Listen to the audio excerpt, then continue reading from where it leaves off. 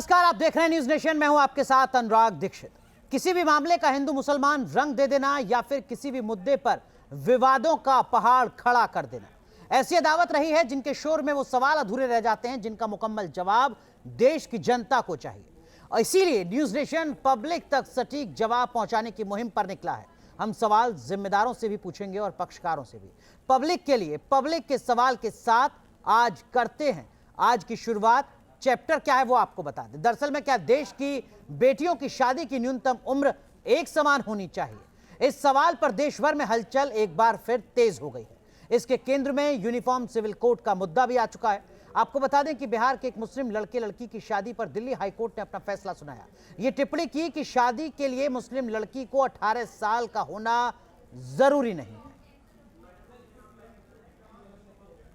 आपके निकाह में मोहम्मद अरसलान खान वल्द शकील अहमद खान को दिया, आपको कबूल है?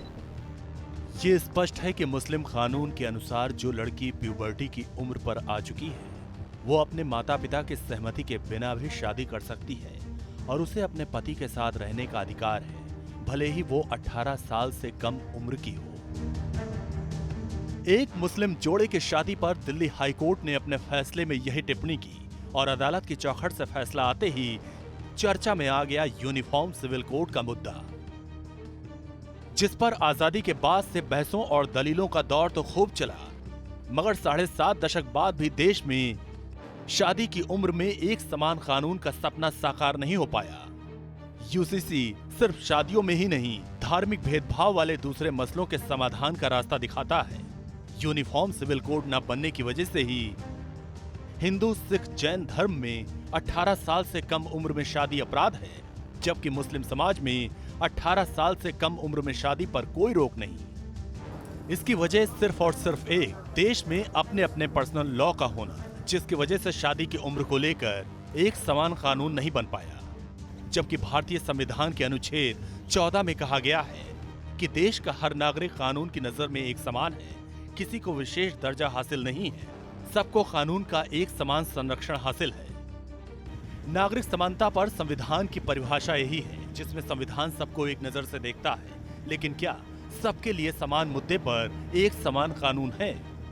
कि 15 साल की बच्ची अगर निकाह कर ले तो वो निकाह हुआ, और दूसरी तरफ अगर 15 साल के हिंदू लड़के के खिलाफ शिकायत हो जाए तो बलात्कार हुआ, उसके ऊपर पॉक्सो का मुकदमा चलेगा। अगर किसी लड़की का पिता ये कह दे भाई 15 साल की लड़की इसके साथ शादी कर लिया है, लड़का हिंदू है, और जाके बलात्कार का मुकदमा दर्ज करा दे, तो पुलिस मजबूर है एफआईआर लिखने के लिए। और यहाँ पुलिस तो छोड़िए, हाई कोर्ट भी कह रहा है कि नहीं ये 15 साल की है, यहाँ बलात्कार का मुकदमा नहीं चलेगा, बल्कि ये तो शायद जो इसका निकाह है जायज है। यूनिफॉर्म सिविल कोड जितना अहम है उतने ही सामाजिक ताने बाने की पेचीदगियां भी, क्योंकि जब भी सियासी हलके में यूनिफॉर्म सिविल कोड का मसला उठा, मजहब की कसौटी पर इसे परखा गया और मुद्दा सामाजिक से ज्यादा राजनीतिक हो गया। तो कई सवाल हैं जिन सवालों का जवाब इस वक्त देश जानना चाहता है। हिंदू के लिए नाबालिग लड़कियों की शादी अवैध, तो मुसलमानों के लिए वैध क्यों? शादी की उम्र 21 साल करने की सिफारिश एक तरफ केंद्र सरकार, प्रधानमंत्री नरेंद्र मोदी कर रहे हैं, जो कानून है उसका मसौदा तैयार हो रहा है, तो 15 साल में निकाह जायज आखिर कैसे हो रहा है एक ही देश में? देश में बाल विवाह गैर कानूनी, फिर मुसलमानों को छूट क्यों? सवाल यह भी कि क्या देश में यूनिफॉर्म सिविल कोड लागू करने का वक्त आ चुका है? इसी मुद्दे पर बात करने के लिए हमारे साथ एक खास पैनल जुड़ चुका है। हमारे साथ फराह फैज हैं, वकील हैं सुप्रीम कोर्ट की, लगातार ट्रिपल तलाक के मुद्दे पर आवाज उठाती रही हैं। हमारे साथ प्रोफेसर संगीत रागी साहब हैं, राजनीतिक विश्लेषक हैं। नाज़रीन अंसारी हमारे साथ जुड़ेंगे, आप अध्यक्ष हैं मुस्लिम महिला फाउंडेशन के। हमारे साथ असगर खान जुड़ेंगे, वकील हैं सुप्रीम कोर्ट के। हमारे साथ वकार एच भट्टी साहब जुड़ चुके हैं, पॉलिटिकल एनालिस्ट, और जेबा खान साहब हैं हमारे साथ, सोशल एक्टिविस्ट हैं। आपका भी जेबा जी बहुत बहुत स्वागत है, सारे पैनलिस्ट का स्वागत है। और पहला सवाल फराद फैज आपसे, क्या आपको लगता है कि इस मामले के बाद एक बार फिर यूनिफॉर्म सिविल कोड पर चर्चा होनी चाहिए? जब एक देश तो एक कानून क्यों नहीं? देखिए, हमें सिर्फ चर्चा करने से कोई हासिल नहीं होगा, हमें जो है इस पर बाकायदा जो है कानून लेकर के आना चाहिए, क्योंकि आजकल की जो है ये बेइंतहा जरूरत हो गई है कि यूनिफॉर्म सिविल कोड जो है वो नाफिज कर दिया जाए। और ये देखिए कि हमारा कॉन्स्टिट्यूशन का जो आर्टिकल 14 है वो इक्वलिटी बिफोर लॉ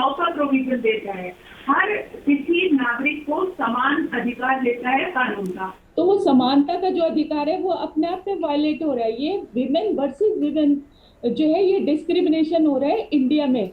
मुस्लिम औरतों के लिए कोई और कानून, मुस्लिम औरतें जो नहीं है दूसरे रिलीजन की औरतें, उनके लिए कोई और कानून। तो ये डिस्क्रिमिनेशन तो हमारे यहाँ हो ही नहीं सकता। इसको दूर करने के लिए, और सबसे बड़ी बात ये है कि जिस शरिया लॉ का ये हवाला देते हैं, उसके सेक्शन 2 का हवाला देते हैं, शरिया एप्लीकेशन एक्ट 1937 का, तो सेक्शन 2 जो है वो अनकोडिफाइड है। उसमें सिर्फ जो है ये लिखा गया है कि all things related to marriage, divorce, inheritance, succession, properties, तो ये सारी चीजें all things will be decided as per the Sharia law. जी, But what is the Sharia law? Who will define it? Only the Maulanas. यहाँ ये लोग अपनी entry करते हैं। वकार भट्टी, बुनियादी सवाल जो यहाँ पर आपने सुना फराफैज ने खड़ा किया और हर किसी के जहन में है कि एक देश तो एक कानून क्यों नहीं, हिंदू करे बाल विवाह तो उसको जेल हो जाएगी और यहाँ 15 साल की बच्ची शादी कर सकती है क्योंकि इस्लाम में लिखा हुआ है या शरीयत में ऐसा कहा गया है। जी देखिए, जहाँ तक शरीयत की बात है वो खाली हिंदुस्तान के लिए नहीं है, पूरी दुनिया में जहाँ भी मुसलमान रहते हैं उनके लिए सबसे पहले कुरान और हदीस है, शरिया है, और उसके बाद उसके देश के जहाँ जहाँ लोग रहते हैं उसका कानून है। क्योंकि जो कानून जो अलग अलग देशों में जो कानून बने हैं, जो लॉ इम्प्लीमेंट हुए हैं, वो इंसानों ने बनाए हुए हैं। कुरान अल्लाह की किताब है और कुरान को अल्लाह ने नाज़िल किया है। हमारे लिए कुरान का हुक्म दुनिया में सबसे पहले है, उसके बाद दुनिया की किताबें कोई मानता है, किसको मानता है किसको नहीं मानता, अलग अलग देशों में जैसे भी लोग इस्तेमाल करते हैं उसके ऊपर चर्चा हो सकती है। लेकिन जहां तक कुरान और हदीस की बात है, कुरान हदीस में हमें कैसे क्या कुरान या हदीस में उम्र लिखी हुई है? लड़की की शादी कितने उम्र में होगी, क्या ये उम्र लिखी हुई है कुरान हदीस में? जी जी जी बिल्कुल, जहां तक आपने कुरान हदीस में बोला तो बिल्कुल, जब लड़की बालिग हो जाए, लड़का बालिग हो जाए और माँ बाप के लिए फर्ज हो जाता है उनकी शादी। माँ बाप एफआईआर करवा रहे हैं, माँ बाप लड़की के किडनैपिंग की एफआईआर करवा रहे हैं। भारत सरकार, देश का संविधान कानून कहता है कि 18 साल कम से कम उम्र होनी चाहिए। कैसे तय होगा? ना माँ बाप साथ है ना कानून साथ है, सिर्फ शरीयत साथ है।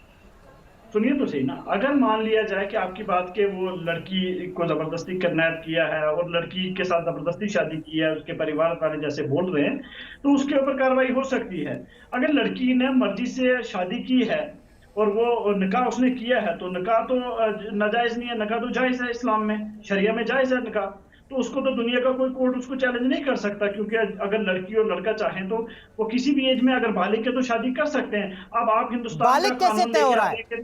बालिग कैसे तय हो रहा है? सवाल सिर्फ ये है, बालिग भारत सरकार के बनाए कानून के हिसाब से तय हो रहा है, दुनिया भर में जो तमाम हेल्थ एक्सपर्ट्स हैं उनके बताए हुए नियमों के मुताबिक तय हो रहा है, या वकार भट्टी तय कर दे रहे हैं? सुनिए मैं उसी का आ रहा हूँ ना, दुनिया के जो कानून है ना सर, ये चेंज होते रहते हैं। अभी मैं थोड़ी सी आपके ऊपर रोशनी डाल देता हूँ कि जैसे आइन में 370-35 दिया था जम्मू कश्मीर को, तो वो भी इंसानों ने दिया था, उस टाइम की सरकार ने दिया था, इसकी आजकल की सरकार ने उसको हटा दिया। तो ये जो लोगों के कानून बनाए हुए होते हैं ना, ये कभी आते हैं कभी जाते हैं, लेकिन कुरान और हदीस का कानून आता जाता नहीं है। वो तो वकार भट्टी तलाक बिद्दत फिर से ला देंगे, ट्रिपल तलाक फिर से ला देंगे जो अब नहीं है। आज भी आपको क्या पता, हमारे चोरी करने वाले का हाथ काट दिया जाए, मुझे बताइएगा ये कुरान या हदीस में लिखा हुआ था या नहीं लिखा हुआ था? क्या वकार भट्टी अगर कोई चोरी करता है तो उसका हाथ काट देंगे 2022 में? मैं तो क्या गुलाम रखेंगे 2022 में वकार भट्टी? सुनिए ना, मैं तमाम उलमा हजरात को कहता हूँ कि मुसलमानों के लिए अगर मुसलमान को चोरी करता है या मुसलमान को गुनाह करता है, ज़ना करता है, तो उसमें उसको शरीयत तौर मुताबिक सजा होनी चाहिए और ऐसी परमिशन क्या बात वकार भट्टी हिंदुस्तान में बैठकर कह रहे हैं कि देश शरीयत से चलेगा, कानून से नहीं। संगीत रागी, मैं आऊंगा फराफैज आपके पास आऊंगा। संगीत रागी, वकार भट्टी जो ये कह रहे हैं नेशनल स्टूडियो में बैठकर, नेशनल चैनल के, कि देखिए शरीयत से चलना चाहिए, अगर कोई चोरी कर रहा है तो हाथ काट दो उसके, क्योंकि शरीयत पे लिखा हुआ है।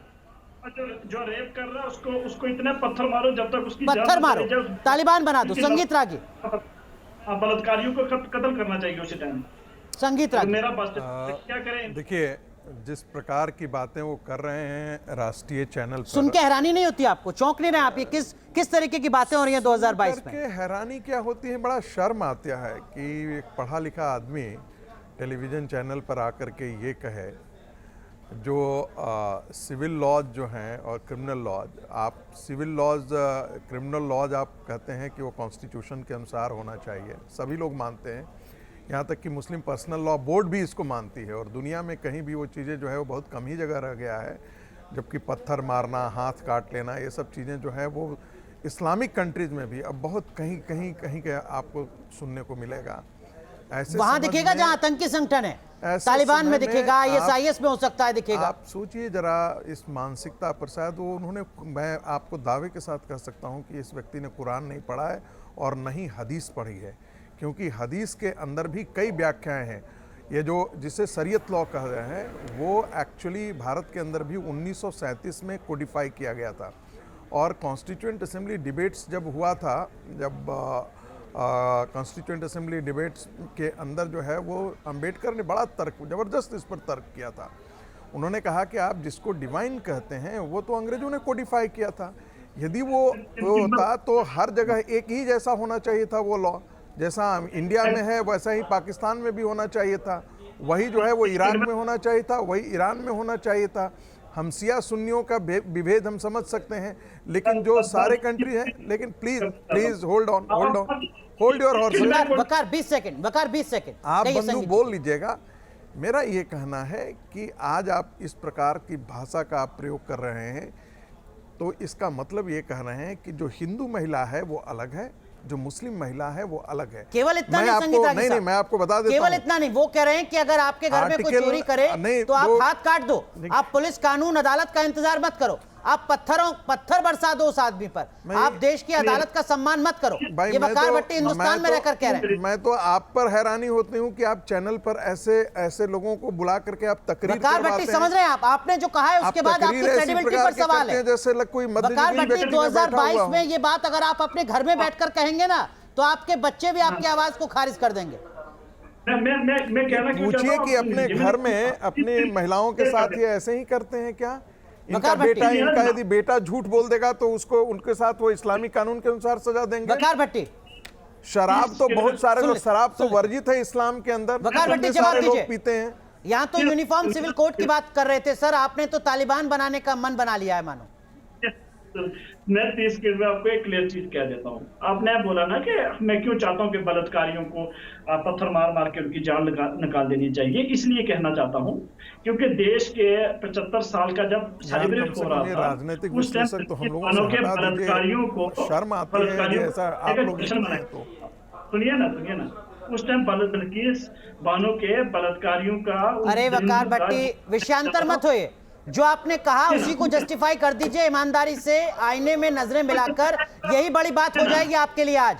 इस डिबेट के बाद जब खुद आप नजरें मिलाएंगे ना शीशे में, आईने में, तब आप खुद को जस्टिफाई कर लें। यही बड़ी बात होगी कि 2022 में हिंदुस्तान में आप ये कह रहे हैं कि कोई चोरी करता है तो उसके हाथ काट दो, पत्थर बरसाओ, शरीयत कानून के हिसाब से देश चलना चाहिए। मेरी बहन बेटी के साथ हिंदू हो, मुस्लिम हो, सिख हो, ईसाई हो, कोई भी बहन बेटी, ये तो आप बीच का रास्ता भाई। निकाल रहे हैं। आपने चोर के हाथ काटने की बात कही है, आपने कहा कि यहाँ शरिया कानून का इस्तेमाल होना चाहिए, इधर उधर की बात नहीं, इधर उधर की बात नहीं। नाजनीन अंसारी, जब तक वकार भट्टी जैसे लोग अपनी सोच को लिए बैठे हैं, आपको लगता है कभी यूनिफॉर्म सिविल कोड लागू हो पाएगा हिंदुस्तान में? ये लोग चाहेंगे ऐसा हो पाए? वो कानून कैसा होगा, पहले इसके बारे में बताएं। वो क्या शरिया से कानून बनेगा या हिंदू रीति रिवाज का कानून बनेगा, बताइए मुझे। मैं आऊंगा आपके पास। ट्रिपल तलाक कैसे खत्म हुआ वकार भट्टी? ट्रिपल तलाक कैसे खत्म हुआ? वो कागजों में खत्म है सर। अभी भी ट्रिपल तलाक, जहां तलाक हो रही है वहां हो रही है, आप कुछ नहीं कर सकते उसके लिए। जो तलाक दे रहा है वो दे रहा है। अच्छा, मतलब आप उसको भी जस्टिफाई कर रहे हैं? तलाक की बिद्दत हिंदुस्तान में है, रहना चाहिए, आप उसके भी साथ खड़े हैं। शर्म की बात है वकार भट्टी, अफसोस की बात है। नाजरीन अंसारी, ठीक है मैं आऊंगा आपके पास। मैं सर समझ गया, जो मेंटल अप्रोच है वो समझ में आ रही है, चिप किस तरीके से काम कर रही है। नाजरीन अंसारी, वकार भट्टी जैसे लोग जब हैं देश में तो कॉमन सिविल कोड कभी लागू हो पाएगा क्या? जी बिल्कुल लागू हो पाएगा, क्योंकि ऐसे लोगों का मुंह बंद करना ज़रूरी है। और आज के वक्त में अगर किसी बच्ची का, नाबालिग बच्ची का निकाह हो रहा है और उसको ये जायज़ ठहरा रहे हैं, इसका मतलब ये है कि भारत को ये तालिबान बनाना चाहते हैं, भारत में ये इस्लामिक कानून लागू करना चाहते हैं। ये भारत के किसी भी संवैधानिक कानून का कोई सम्मान नहीं करते। ऐसे लोगों को मुँह बंद करने के लिए यूनिफॉर्म सिविल कोड लागू करना बहुत ही ज़रूरी है। और अब तो जितना जल्दी हो सके उतना जल्दी लागू हो, क्योंकि ऐसे लोग सामने आते जा रहे हैं और पूरे समाज का, पूरे देश का माहौल खराब करते जा रहे हैं। पूरे देश की माहौल की दिशा और दशा को बदल रहे हैं ये लोग। वो मुस्कुरा रहे हैं, वो ये मानकर चल रहे हैं कि कुछ नहीं हो पाएगा। उन्हें फक्र महसूस हो रहा है नाज़नीन। क्योंकि अगर ऐसे ट्रिपल तलाक के समय भी ऐसा ही लग रहा था कि ऐसे लोग जो है वो देश में कानून बनने नहीं देंगे, मगर महिलाएं आगे आई, मुस्लिम महिलाओं ने जम करके लड़ाई लड़ी और आज फिर लड़ाई लड़ने की जरूरत है, इसलिए एक होने की जरूरत है। ऐसे लोगों का मुंह बंद करना जरूरी है। ट्रिपल तलाक के समय भी ऐसे लोग ही सामने आ रहे थे जो अपने घर की बहन बेटियों को खींच करके अंदर ले जा रहे थे। एनआरसी के समय भी सड़कों पे उतार रहे थे महिलाओं को। ये इनका दोहरा चेहरा है जो समय पर सामने आता रहता है। इनके दोहरे चरित्र है। औरत को ये हक नहीं होना चाहिए जब वो शारीरिक तौर पर, मानसिक तौर पर तैयार हो तभी उसका निकाह हो। अगर हिंदू लड़की की शादी 18 साल की उम्र के बाद होती है, जो भारत सरकार कह रही है कि 21 साल होनी चाहिए, पूरी दुनिया में इस पर मंथन हो रहा है, तो मुस्लिम लड़की की शादी 15 साल में कैसे जस्टिफाई हो रही है? ये कौन सा विज्ञान काम कर रहा है? या मानसिक कट्टरता अब भी चलती आ रही है? देखिए, सबसे पहली बात तो एक बच्ची और बच्चे ने शादी की भागकर, घर से भागकर शादी करना ही सबसे पहले गलत है। लेकिन एज अ पेरेंट्स और एक अभिभावक होके सोचिए तो इसमें क्या किया जा सकता है? कुछ नहीं। लेकिन इस मुद्दे से भी नहीं, हम उसकी बातें नहीं कर रहे। अगर अदालत ये कहती है कि चूंकि ये लड़की मुसलमान है इसलिए 18 साल से कम उम्र की है, तब भी इसकी शादी हो सकती है, जायज है, तो ये कैसे जायज है? धर्म से हटा हिंदू लड़की 15 साल की उम्र में शादी नहीं कर सकती, 15 साल की लड़की शादी कर सकती है। एक ही देश में ये दो कानून कैसे? सिर्फ इसलिए कि मुसलमान शरीयत के हिसाब से चल रहे हैं। इस बात पर हो रही है कि एक बच्ची और बच्चे ने अपनी मर्जी से शादी कर ली, उम्र को लेकर हो रही है। सवाल यह है ज़ेबा खान के एक देश में दो कानून कैसे? डिबेट इस मुद्दे पर होना चाहिए कि बिल्किस बानो के जो बलात्कारी, अब सवाल आप तय करेंगी क्या ज़ेबा खान? उनको सवाल तो आप तय नहीं करेंगी ना, मुद्दा आप तय नहीं करेंगी। अगर पहनाया बुनियादी सवाल ज़ेबा खान आप नहीं समझ, या तो आप बोलना नहीं चाह रही हैं, या तो आप बोलना नहीं चाह रही हैं, या आपको पता नहीं है। और आज के एक देश में दो कानून होने चाहिए या नहीं होने चाहिए? ज़ेबा खान, ज़ेबा खान, ज़ेबा खान, अरे भाषण नहीं, ज़ेबा खान, ज़ेबा खान, बच्चा मर जाता है। ज़ेबा खान भाषण नहीं, पॉलिटिकल भाषण नहीं। ज़ेबा खान पॉलिटिकल भाषण नहीं, सीधा सवाल, क्या एक देश में दो कानून होने चाहिए? ज़ेबा खान, क्या एक देश में दो कानून होने चाहिए? मैं 6-7वीं बार आपसे पूछ रहा हूं, आप शायद मेरा सवाल समझना नहीं चाह रही हैं। क्या एक देश में दो कानून होने चाहिए? मत कीजिए, मैं बस ये बोलना चाहती हूँ, डिबेट का मुद्दा सामाजिक होना चाहिए। अरे वाह, को पानी पीने की सजा आपको पता है? एक मिनट ज़ेबा खान और देश नहीं, ऐसे देखिए, चीखना चिल्लाना नहीं है ज़ेबा खान, चीखना चिल्लाना नहीं है। आप सुन लीजिए पहले, आपकी आवाज नहीं जा पा रही है ज़ेबा खान। सिर्फ चीखेंगी तो आवाज नहीं जा पाएगी। मेरा बुनियादी सवाल, सिर्फ चीखने से आवाज नहीं जा पाएगी। ज़ेबा खान सिर्फ चीखेंगी, ज़ेबा खान सिर्फ चीखेंगी तो लोग नहीं समझ पाएंगे आप क्या बोलना चाह रही हैं। जो मैं सवाल आपसे पूछ रहा हूं उसका जवाब दीजिए। ज़ेबा खान, जला दिया जाता एक देश में दो कानून, अरे भारत है, ज़ेबा खान सही है? आप क्या बोल रही हैं? आप समझ तो लीजिए मैं सवाल क्या पूछ रहा हूं आपसे। आपको पता है मुद्दा क्या है? आप जब डिबेट पे बैठी हैं तो आपको बताया गया है कि क्या मुद्दा है। तो जिस मुद्दे पर आप आई हैं यहाँ पर चर्चा कर रहे हैं, उसी मुद्दे पर तो आपसे सवाल पूछे जाएंगे। आपको अगर वो मुद्दा नहीं पता है तो अलग बात है, मुद्दा पता है तो ये बताइए कि क्या एक देश में दो कानून होने चाहिए? ज़ेबा खान, देखिए, एक देश में दो कानून होने चाहिए नहीं? एक देश में दो कानून नहीं होने चाहिए, लेकिन तो कॉमन सिविल कोड क्यों ना हो? तो कॉमन सिविल कोड क्यों ना हो? जो इस्लामी कानून पर ही चलता है, जैसे बाकी सब कानून जो क्रिमिनल लॉ है वो सबके लिए एक जैसे हैं, लेकिन जो शादी का मैटर है इसमें शरीयत का कानून चलता है। मतलब हिंदू का तलाक अदालत से तय होगा मुसलमान का तलाक शरीयत से तय होगा, मैं नहीं मुसलमान बोलती की कि शादी हिंदू का- शरीयत से तय होगी, मैं नहीं हिंदुओं बोलती की शादी कि के लिए हिंदू का कानून शादी बनेंगे अदालत से, के थ्रू हो, धर्म के संसद से। धर्म जो बोलता है वैसे हो, हमें कोई दिक्कत नहीं है। संगीत रागी, ये हमें कोई अल्पसंख्यक दिक्कत कौन नहीं है है, जो हिंदुस्तान में और धर्म बोलता बहुसंख्यक कौन है? सवाल ये पूछा जाएगा आपसे। धर्म जो बोलता है उस संगीत हिसाब रागी, से जिबा हो, खान, एक हमें एक कोई करके। दिक्कत नहीं है। संगीत रागी, देखिए यहाँ अल्पसंख्यक कौन है सर, बहुसंख्यक कौन है? देखिए जो अल्पसंख्यक है वो कह रहा है हम अपनी मर्जी से चलेंगे, जो बहुसंख्यक है वो कह रहा है कि साहब जो संसद ने कानून बना दिया हिंदू कोड बिल, हम उसके हिसाब से चलेंगे, मजबूरी है हमारी। बहुत हैरानी होती है ये सब सुन करके, और हैरानी इसलिए होती है कि आप उन महिलाओं को मैं देखता हूँ, चूँकि मैं यूनिवर्सिटी में प्रोफेसर हूँ, तो बहुत बार जब आकर के लड़कियाँ जब अपने बारे में बताना शुरू करती हैं कि वो किस स्थिति से गुजरती हैं, किन किन टॉर्चरिंग से गुजरती हैं, तो आपको लगता है कि क्या हम एक स्वस्थ समाज में रह रहे हैं या नहीं।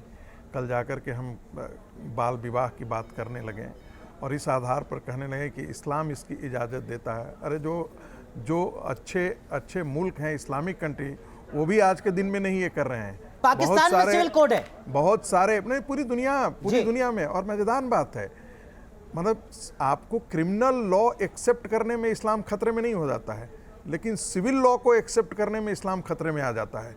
माने सिविल लॉ यदि होगा तो वो इस्लाम के अनुसार से चलना चाहिए। और हैरानी की बात है कि जो शरीयत जिसे हम कहते हैं कि वो इस्लाम के अनुसार है, वो शरीयत जो है वो पूरी इस्लामिक कंट्रीज में एक जैसा नहीं है जी, एक जैसा है ही नहीं। सबके अलग अलग अपने अपने हैं, सबके अपने अपने एक्सेप्शंस बना रखे हैं। आप यदि इजिप्ट चले जाइए, वहाँ का कानून अलग है, पाकिस्तान का कानून है वो अलग है, टर्की के अंदर जो है वो अलग है। दिक्कत क्या है कि ये सब आते भी नहीं है, इनको पढ़ते हैं या नहीं पढ़ते हैं मुझे नहीं मालूम है, लेकिन इनको पढ़ना संगीत रागी साहब हमारे साथ पढ़े लिखे पैनलिस्ट एक जुड़ रहे हैं, एडवोकेट असगर खान साहब जुड़ रहे हैं हमारे साथ। असगर खान साहब, बहुत बहुत स्वागत है आपका। डिबेट क्या हो रही है आप समझ चुके होंगे। मेरा बुनियादी सवाल सर आपसे, हमारे देश में यूनिफॉर्म सिविल कोड क्यों ना हो? देखिए, पहले तो मैं बात यहाँ से शुरू करूँ बहुत अदब के साथ कि मुल्क में इससे भी ज़्यादा ज़रूरी बहुत सारे मुद्दे हैं, लेकिन फिर भी आप वही कहेंगे जो भी आप बात फरमा रहे थे कि भाई ये बहुत ज़रूरी है भी ज़रूरी, लेकिन इससे ज़रूरी भूख है, इससे ज़रूरी कपड़ा है, इससे ज़रूरी मकान है, इससे ज़रूरी रोज़ी है, इससे ज़रूरी तालीम है, इससे ज़रूरी अवेयरनेस है, बहुत सारी चीज़ें हैं। लेकिन फिर भी ये भी चलिए ठीक है, आप जो बहुत अच्छा है और मैं आपको आपके चैनल को मुबारकबाद पेश करता हूं। शुक्रिया सर। लेकिन अभी जो रागी साहब फरमा रहे थे, ये मेरे बड़े भाई हैं और बड़े पनाह इज़्ज़त करता हूँ, ये प्रोफेसर हैं और उस्तादों की इज़्ज़त करना भी चाहिए, लेकिन मैं वकील हूँ। अभी जैसे प्रोफेसर साहब ने कहा, रागी साहब ने, कि मुझसे लड़कियाँ आकर क्या क्या कहती हैं, अब इसी का बयान मैं भी करूँ कि लड़कियाँ आकर और लड़के आकर और माशरे के लोग आकर मुझसे क्या क्या कहते हैं, तो और कितने हम इससे बेजार हैं यूनिफॉर्म सिविल कोड से। मैं आपसे एक सवाल करता हूँ, 75वीं सालगिरह अभी आपने आज़ादी की मनाई, 75 साल से किसी को कोई तकलीफ़ नहीं हुई, ये तकलीफ़ आज क्यों शुरू हुई है?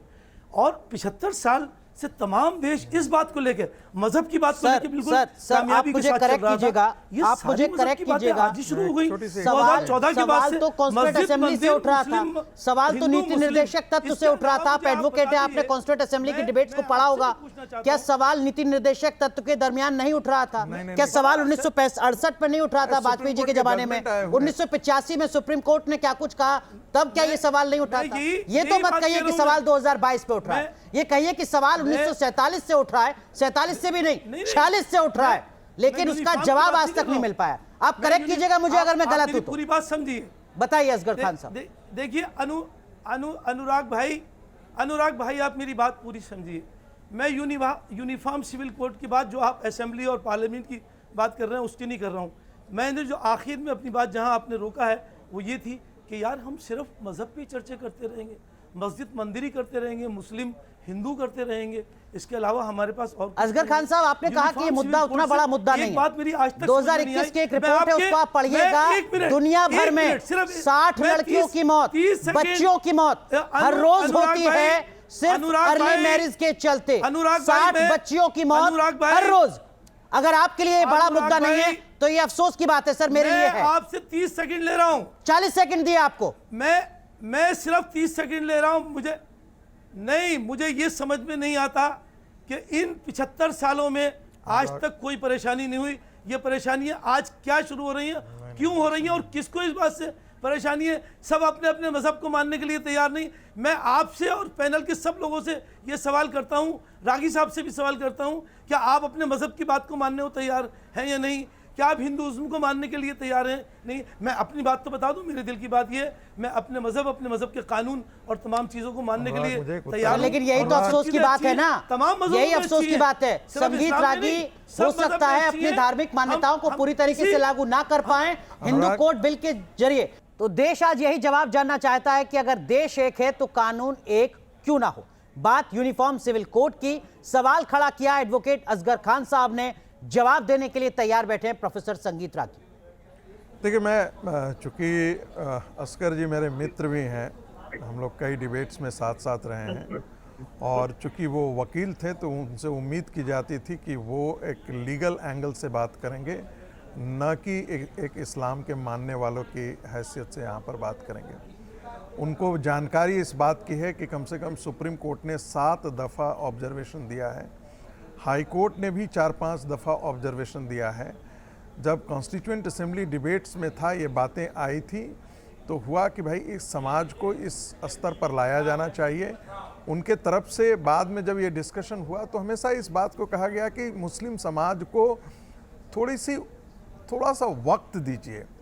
लेकिन जैसे मैंने कहा था कि आर्टिकल 370 जो था वो टेम्परेरी अरेंजमेंट था, वो परमानेंट एक अरेंजमेंट बन करके हो गया।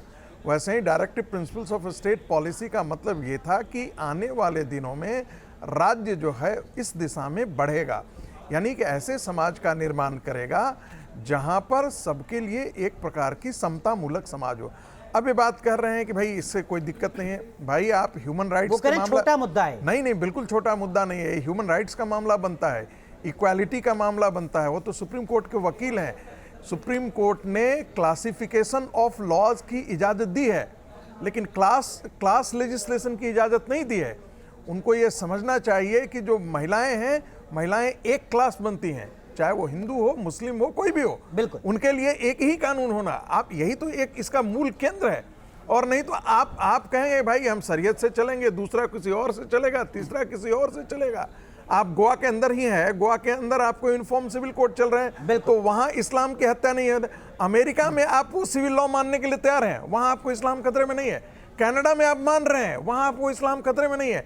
भारत के मुसलमानों को यह जिद है कि नहीं, और वो भी तब कि एक बार इस देश का विभाजन इसी आधार पर हो चुका कि हम हिंदुओं की सभ्यता अलग है, मुसलमानों की सभ्यता अलग है। हम आपके साथ असगर खान साहब कुछ काउंटर में कहना चाह रहे हैं। असगर खान साहब, आप कहिए अपनी बात मेरे सवाल के साथ कि क्या आप अपने बच्चों की शादी 18 साल से कम उम्र में कर देंगे सर? 15 साल की बच्ची की शादी कर देंगे? आप पढ़े लिखे आदमी हैं सर, डॉक्टर से भी आपकी बात होती होगी, तमाम थिंक टैंक से, एक्सपर्ट से आप बात करते हैं, एक अलग सोसाइटी में रहते हैं। सर मैं तो नहीं कर पाऊंगा 15 साल की बच्ची की शादी। आप जस्टिफाई कर रहे हैं तो कीजिए, स्वागत है। इससे पहले मैं कानून और सोसाइटी की बात कर लूं।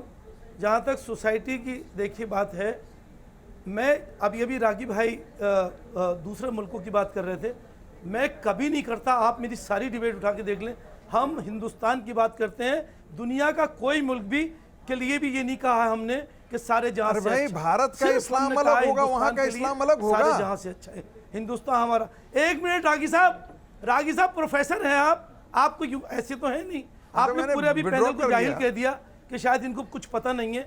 लेकिन ये कि आपने कहा पूरे पैनल को अभी, लेकिन ये कि मैं आपको ये बताऊं, आप कानूनी बात कर लीजिए। आप अपने मुल्क का कानून मानते नहीं मानते, और अपने मजहब को मानते नहीं मानते। मैं कह रहा हूं रागी साहब एक कानून नहीं मानते, क्या इस बात का ये लाइसेंस है इस बात का कि रागी साहब चूंकि नहीं मानते हैं इसलिए असगर खान साहब नहीं मानेंगे?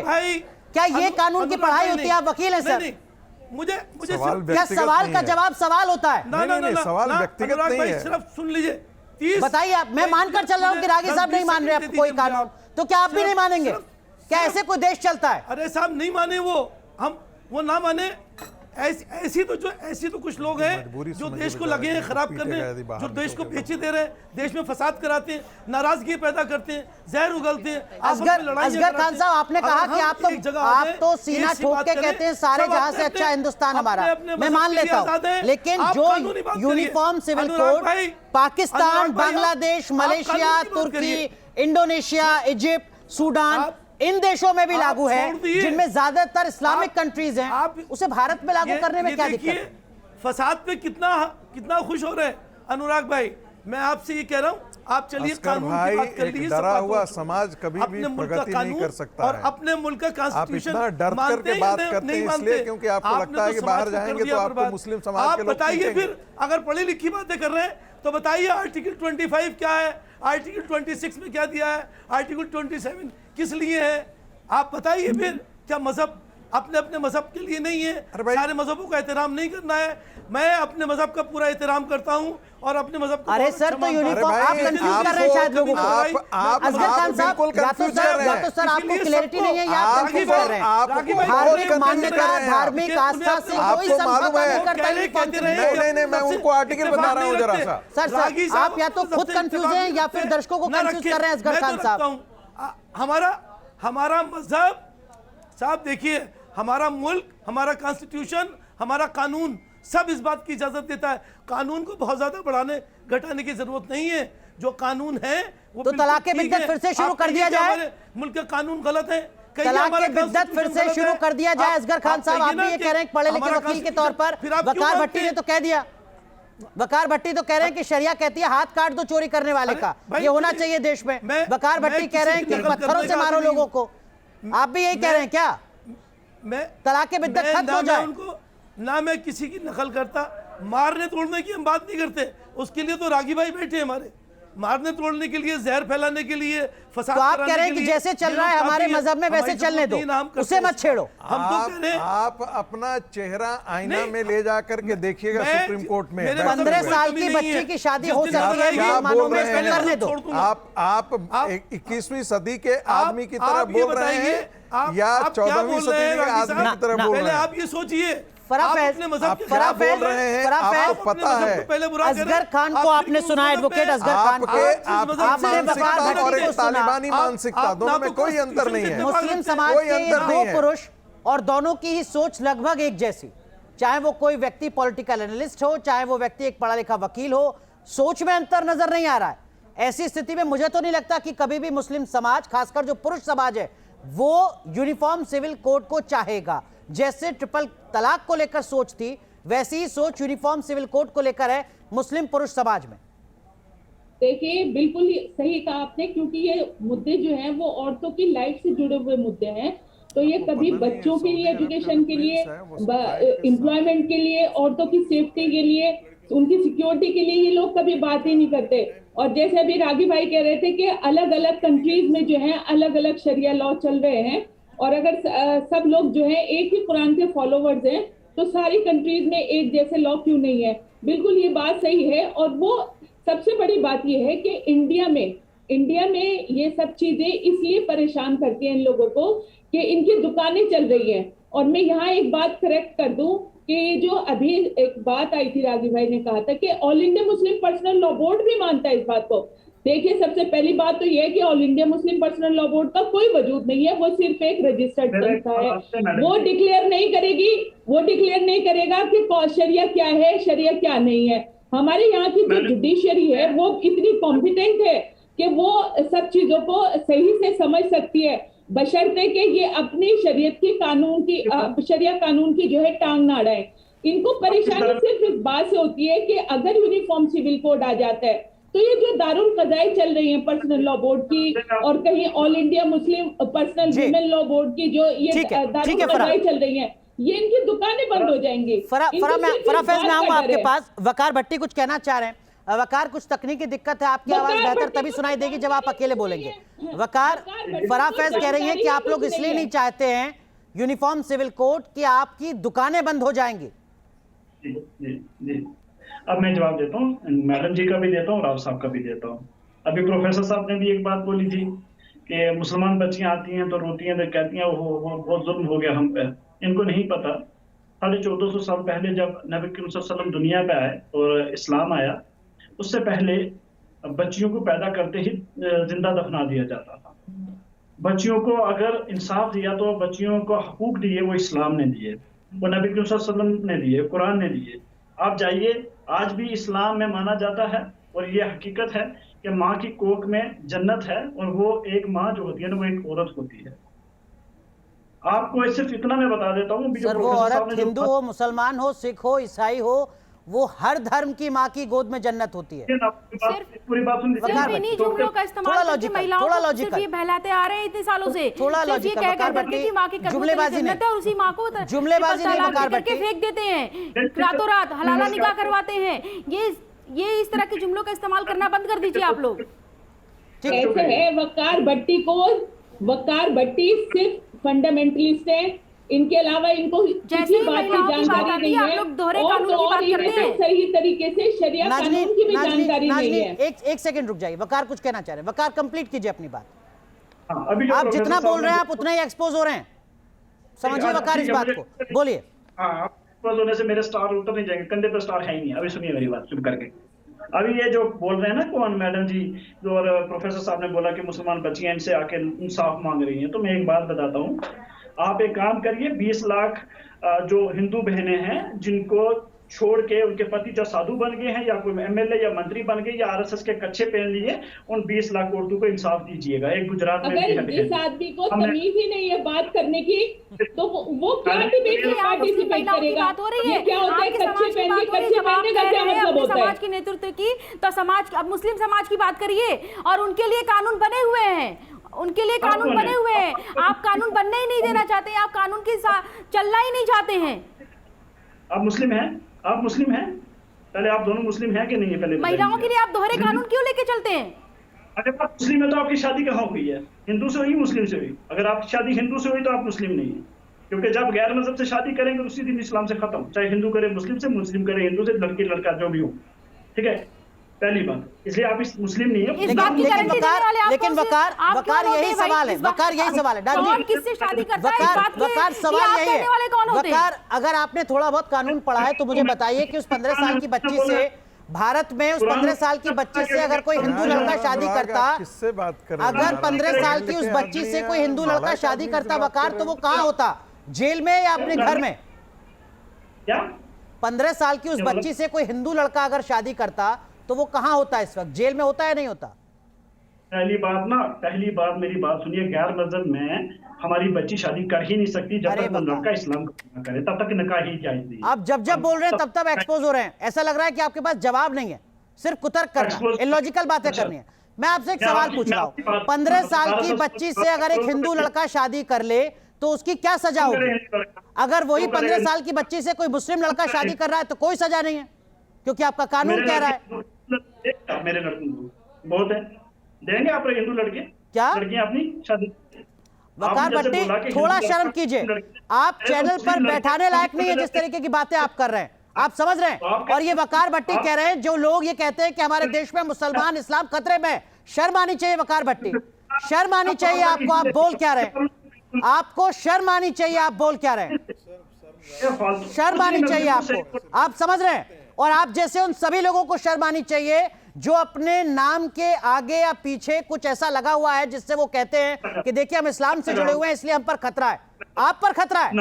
जिस तरीके की बात आप कर रहे हैं, अगर कोई दूसरा व्यक्ति कर देता ना तो अब तक सर तन से जुदा के नारे लग रहे होते। वकार भट्टी, एहसास है आपको इस बात का?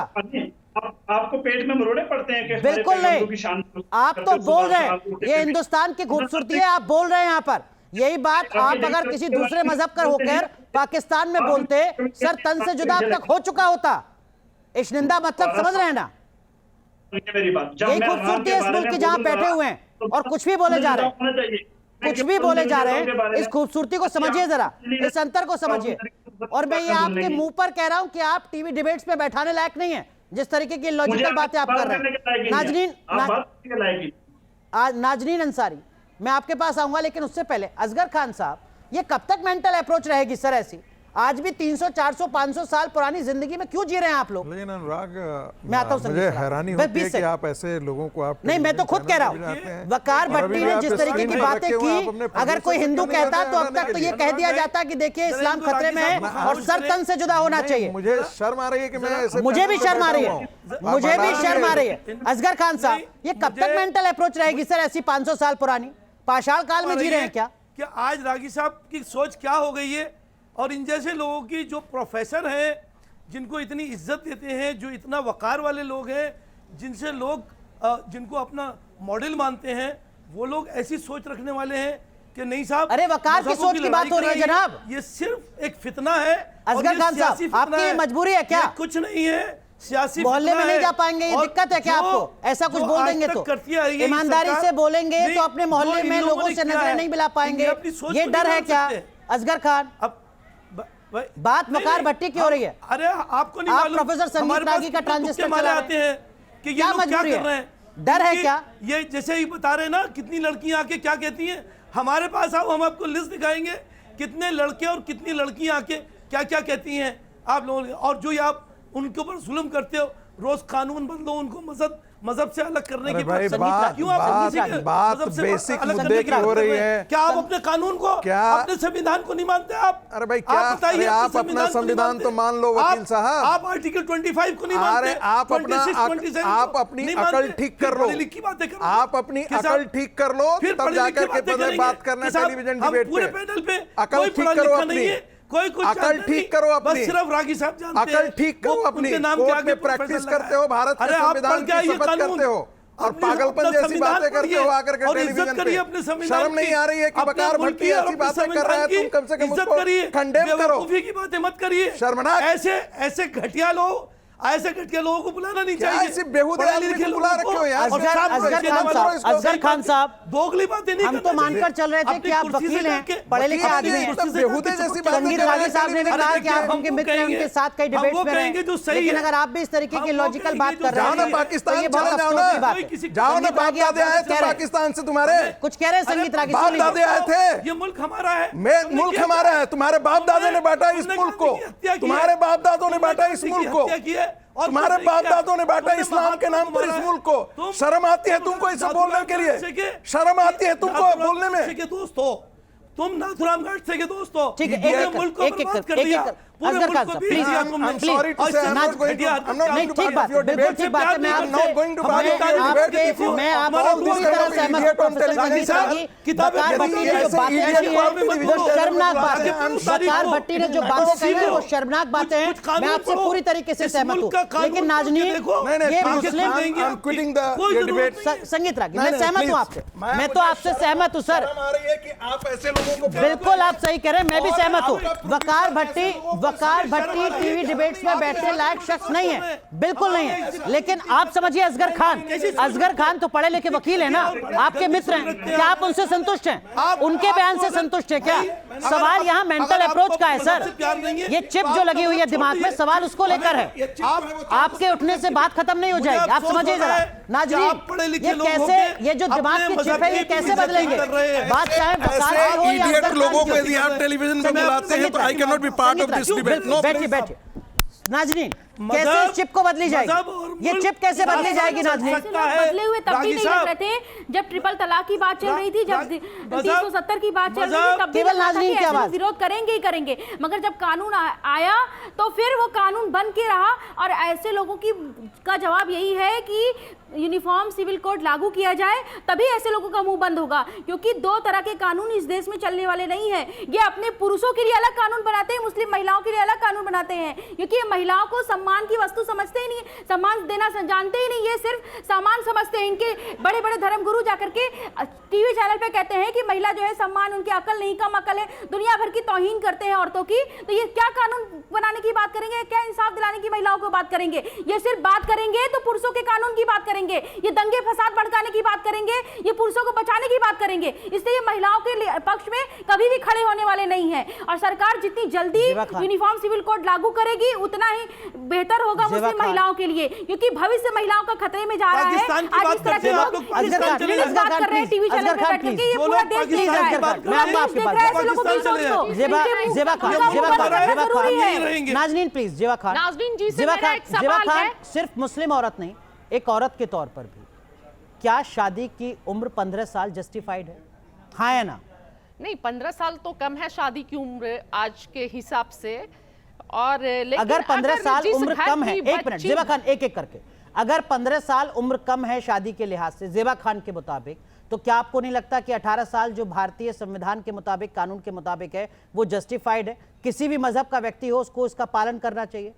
और अगर उसका पालन करना चाहिए तो यूनिफॉर्म सिविल कोड में दिक्कत क्या है? आजकल तो ऐसे भी लड़कियों की शादी नहीं, इधर उधर की बात है। 25 साल मैं के आपसे बाद सीधा ही सवाल, होती जेबा है। खान, मैं सीधा सवाल पूछता हूं। 20 साल 25 अगर साल जेबा के खान बाद के ही मुताबिक होती है। 15 साल की उम्र में मुस्लिम बच्चे की शादी नहीं होनी चाहिए, तो यूनिफॉर्म सिविल कोड में दिक्कत क्या है? जो नहीं, कहता है कि देखिए, एक देश के आजकल- कानून 18 साल में होगी एक सबकी, मिनट पहले कानून मुझे बोलने तो दीजिए, बोलिए आप ही आप, बोल रहे हैं। बोलिए देखिए आजकल तो ऐसे भी शादी लड़कियों की 25 साल से पहले होती नहीं है, लेकिन ये बताइए कि अगर कोई बच्ची भागकर शादी कर लेती है तो ऐसे सिचुएशन में क्या करेगा? अगर जेल डाल देते हैं या ठीक कुछ है, भी करने ठीक से है। उससे प्रॉब्लम चलिए, मैं इसी से जुड़ा एक और सवाल। एक बात और मैं नाजरीन जी से अभी नहीं, एक मिनट, महिलाओं जिन मामलों में, एक मिनट, जेबा खान, नहीं, ऐसे नहीं, भागिए मत। जेबा खान, मुद्दे से भटकिए मत। आपने कहा कि देखिए 15 साल की बच्ची का मामला, तो जेबा खान, नहीं जा रही ऐसे आवाज, जेबा खान ऐसे आवाज नहीं जा रही। जिस मुद्दे पर आज बात कर रहे हैं जेबा खान, आपने कहा कि देखिए ये बच्ची तो घर से भागी थी, मामला समझ में आता है। देखिए आप वो बच्चियां जो घर से नहीं भाग रही अभी हैं, बात उनकी उम्र 18 साल होनी चाहिए जेबा खान, उनके लिए यूनिफॉर्म सिविल कोड होना चाहिए जेबा खान। नहीं हो रही है, जेबा खान बताइए, बार-बार भटकाइए मत। जेबा खान बताइए, आप बोलिए जेबा खान। जो बच्चियां घर से नहीं भाग रही हैं, जिनके माँ बाप शादी करा रहे हैं अपनी बच्चियों की 18 साल से कम उम्र में, ये कहते हुए कि शरीयत ने कहा है, उनके लिए तो यूनिफॉर्म सिविल कोड होना चाहिए, हाँ या ना जेबा खान? देखिए शादी का जो, अरे हाँ या ना बताइए। नहीं होना चाहिए, नहीं होना चाहिए यूनिफॉर्म सिविल कोड। आज के डेट में शादी ऐसे भी लड़कियों की बहुत ज्यादा उम्र में होती है। यूनिफॉर्म सिविल कोड नहीं होना चाहिए उनके लिए भी? नहीं, शादी के मैटर पे नहीं होना चाहिए। किस मैटर पर होना चाहिए सिविल कोड? देखिए किस मैटर पर होना चाहिए? नहीं, सारे गुनाह पर जो भी क्रिमिनल एक्ट है वो सारे, अरे उसका तो कानून है, वो आईपीसी सीआरपीसी है। यूनिफॉर्म सिविल कोड किस पर लागू होना चाहिए बता दीजिए आप। कहां पर होना चाहिए कॉमन सिविल कोड? शादी के मैटर पे नहीं होना चाहिए, या इसमें शरीयत का चलता है और शरीयत का ही चलते रहेगा, इसमें कोई इंटरफेरेंस नहीं होना चाहिए। जी, शादी का मैटर जो है शरीयत से चलना चाहिए। शादी ऐसे भी बच्चियों की शादी शरीयत से चलनी चाहिए, शरीयत के मुताबिक रहती है क्या? नाजनीन, फराफेज, जेबा खान जब मुस्लिम महिला कह रही है देश शरीयत से चलना चाहिए। देश की नहीं, देश की बात मैं नहीं कर रही, ट्विस्ट मत कीजिए, मैं देश की बात नहीं कर रही, शादी की बात कर रही हूं। मुस्लिम बच्चियां देश में नहीं रहती हैं, तो इंडियन की बात कर रहे हैं क्या? बिल्किस बानो देश की बच्ची नहीं थी महिला, उनके लिए आवाज उठाया गया क्या? चैनल से उनके जेबा खान, ये सेलेक्टिव अप्रोच क्यों? या तो आप सामाजिक कार्यकर्ता अपने नाम के नीचे से लिखना बंद कर दीजिए, आप कहिए कि सिर्फ मैं कट्टर मुद्दों पर उसको सपोर्ट करती हुई नजर आऊंगी। कट्टर मुद्दों पर मैं ये सेलेक्टिव अप्रोच नहीं होनी चाहिए ना। ये भी दिक्कत है क्या?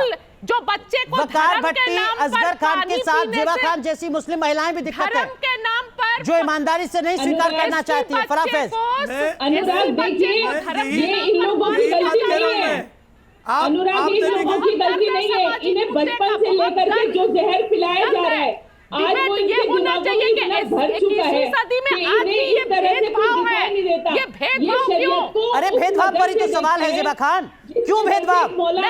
मुस्लिम बच्चे की शादी की कोई उम्र नहीं, क्यों आखिर? स्कूल में छोटे से बच्चे को शिक्षक ने मारा, पानी पिया, छुआछूत के चलते सबसे गंभीर मुद्दा यहाँ पर जेबा खान, सामाजिक कार्यकर्ता लिखना बंद कर दीजिए। जेबा खान, मेरी सलाह है व्यक्तिगत, सामाजिक कार्यकर्ता लिखना बंद कर दीजिए। कहिए कि हम सिर्फ कट्टर मुद्दों को सपोर्ट करेंगे। हम वकार भट्टी और असगर खान के साथ कट्टर मुद्दों पर साथ खड़े हुए हैं, ये कहिए जेबा खान। बहुत बहुत शुक्रिया, बहुत बहुत शुक्रिया। इस अफसोस के साथ कि वकार भट्टी ने जो बातें कही हैं वो बेहद शर्मनाक हैं। जितनी निंदा की जाए उतनी निंदा कम है वकार भट्टी के बयान की। बहुत बहुत शुक्रिया आपका जुड़ने के लिए।